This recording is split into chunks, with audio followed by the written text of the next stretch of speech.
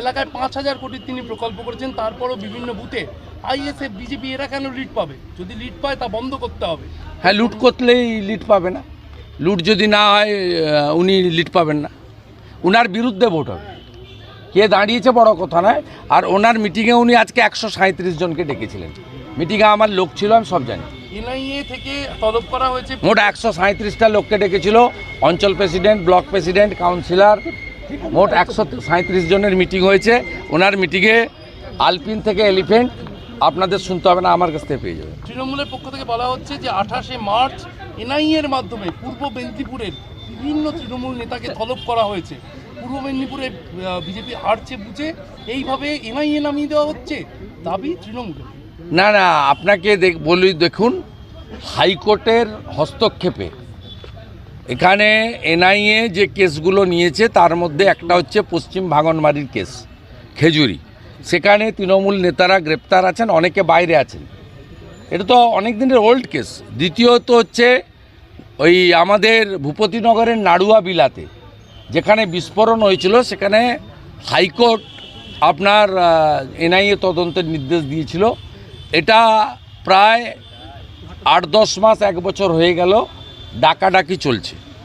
তা সেই মামলায় এখনও গ্রেপ্তার হয়নি এবং সমস্ত কেসই পুরনো কেস। আমরা দায়িত্ব নিয়ে বলতে পারি এই কেসের সঙ্গে রাজনীতির কোনো সম্পর্ক নেই। যারা এই বিস্ফোরণ কাণ্ডে যুক্ত তাদের গ্রেপ্তারের দাবি আমরা আগেও করেছি, আজও করছি।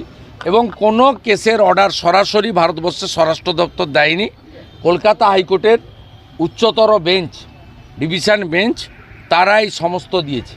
তৃণমূল কংগ্রেস বা ভিকটিম যারা মনে করছেন, বলছেন যে আমরা ভিকটিম হয়ে যাচ্ছি, তারা সুপ্রিম কোর্টে যেতে পারতেন। যেমন রামনবমীর কেসে রাজ্য সরকার সুপ্রিম কোর্টে গেছিল, হেরে এসেছে। সেই কারণেই ডালখোলাতে 17 জন রাম ভক্তদের উপর ইঁট এবং পাথর ছোড়ারা জেলে আছে। শিবপুর হাওড়াতে 11 জন জেলে গেছে যারা রাম ভক্তদের উপর ছাদ থেকে পাথর ছুঁড়েছিল। রিসড়া বাকি আছে, সুপ্রিম কোর্ট পর্যন্ত গেছে। তাই কোনো এর সঙ্গে কোনো রাজনীতি নেই। উল্টে আমি বলবো, পূর্ব মেদিনীপুর জেলার এসপি সৌম্যদীপ ভট্টাচার্যের নেতৃত্বে মিথ্যা মামলায় ভারতীয় জনতা পার্টির কর্মীদেরকে 107-এর মামলা কাটা হচ্ছে। আমাদের কর্মাধ্যক্ষ বিরোধী দলনেতা খেজুরি 2 পবিত্র দাস, কাঁথি সাংগঠনিক জেলার সম্পাদক, তাকে মূল মামলায় জামিন করার পরে অন্য মামলায় ট্যাগ করেছে, যে মামলাতে ওনার নাম এফআইআর নেই। আমাদের শিডিউল কাস্ট ছেলে, যুব ছেলে, আমাদের ভূপতিনগরের পঞ্চায়েতের মেম্বার দেবনাথ ভাই, তাকে জামিন করার পরে ময়নার 2022 সালের কেসে ট্যাগ করেছে। আমরাও আগামী সোমবার কলকাতা হাইকোর্টে এই এসপি সৌম্যদীপ ভট্টাচার্যের বিরুদ্ধে, তার পুলিশের বিরুদ্ধে আমরা একাধিক রিট করতে চলেছি। তৃণমূল কংগ্রেসকে বলবো, ক্ষমতা থাকলে আদালতে গিয়ে লড়াই করুন, সে লড়াই মোকাবিলা আমরা করব। এসব বাজারে গরম করে লাভ নেই। আমরা সমস্ত মিথ্যা মামলা এবং পুলিশি অত্যাচারের বিরুদ্ধে আমরা সব সময় আইনে, বাগচা বলুন, যে কোনো জায়গায়, এবং ইভিন আমি পর্যন্ত 42টা মামলা করেছেন, হাইকোর্ট সুপ্রিম কোর্ট থেকে আমি প্রোটেকশান নিয়েছি। আপনারা আইনের লড়াই করুন, এইরকম বাজার গরম করা কথা বলা লাভ নেই।